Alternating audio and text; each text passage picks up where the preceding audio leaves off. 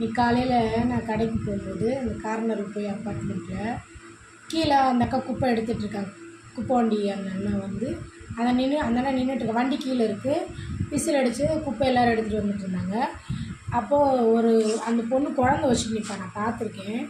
ஒரு கவரில் ஒரு 4 டைப்பரு அதுக்கு மேலே தக்காளி வெங்காயம் கட் பண்ணது இதெல்லாம் போட்டு ஒரு கவர் எடுத்துகிட்டு வந்தா. அப்போ அவங்க சொன்னாங்க, அக்கா தக்காளி வெங்காயம் அதாவது காய்கறியும் இதுவும் தனித்தனியாக கொடுக்கணும், டைப்பரை வந்து கவரில் போட்டு முடிச்சு போட்டு கொடுக்கணும் அப்படின்னு சொல்லி அந்த அக்கா சொல்கிறாங்க. அந்த பொண்ணு இன்றைக்கி ஒரு நாள் அட்ஜஸ்ட் பண்ணிக்கோங்க அப்படின்னு. இல்லைங்க நான் பிரிக்கும் போது எங்களுக்கு கஷ்டம், நீங்கள் கொஞ்சம் இது பண்ணுங்கன்னு சொல்லிட்டு அந்த கவரை முடிச்சு எடுத்துகிட்டு இப்படி பார்த்துட்டு வாந்தி வந்துடுச்சு அவளுக்கு. அப்புறம் வீட்டுக்காரை கூப்பிட்டாங்க, இங்கே வாப்பானா. அப்புறம் ஒரு குழந்தைய வச்சுருந்தாப்புல, இந்த அம்மா போய் குழந்தைய வாங்கிட்டு அந்த இதை கொஞ்சம் பிரித்து தனித்தனியாக அவங்கள்ட்ட கொடு அப்படின்னு சொல்லிட்டு. இதெல்லாம் அவங்க தான் பண்ணணும், நம்ம ஏன் பண்ணணும் அப்படின்னு சொல்லிட்டு அந்த பையன் கேட்டாப்புல.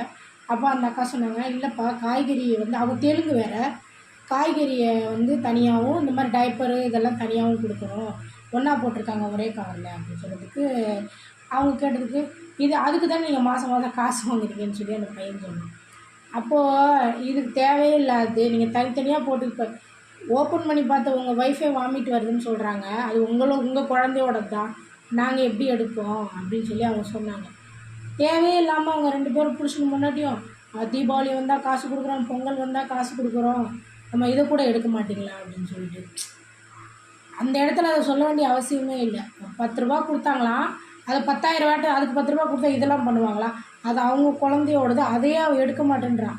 அதை பார்த்துட்டு எனக்கு வாந்தி வருதுன்னு புருஷனை கூப்பிட்டு சொல்லும்போது அடுத்தவங்க எப்படி எடுப்பாங்க? அதெல்லாம் தப்பு இல்லை. அப்புறம் டக்குன்னு அந்த டாப்பிக்கை வேறு மாதிரி ஆக்கிட்டாங்க. எங்கேருந்தோ வந்தாங்க, அவங்க ஆந்திரா தெலுங்குக்காரங்க, அதனால உடனே எங்கேருந்தோ வந்துட்டு இங்கே வந்து உங்களுக்கு இவ்வளோ திமுறா அப்படின்னு சொல்லி டக்குன்னு கேட்குது அந்த பொண்ணு. என்ன இவங்க பண்ண தப்பே லாஸ்ட் வரைக்கும் அவங்க இது பண்ணிக்கல.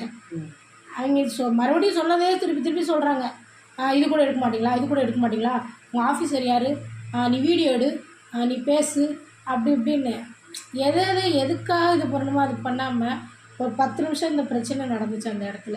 அப்புறம் ஷியாம் சார் எல்லாம் வந்து சரி போங்க நீங்கள் அப்படின்னு சொல்லி அவங்க சொன்னாங்க. எவ்வளோ இதுவாக இருக்காங்க மக்களில். அப்புறம் சுத்தமாக இல்லை அப்படின்னு சொல்லி சொல்கிறாங்க, குப்பை எடுக்க மாட்டேங்கிறாங்க.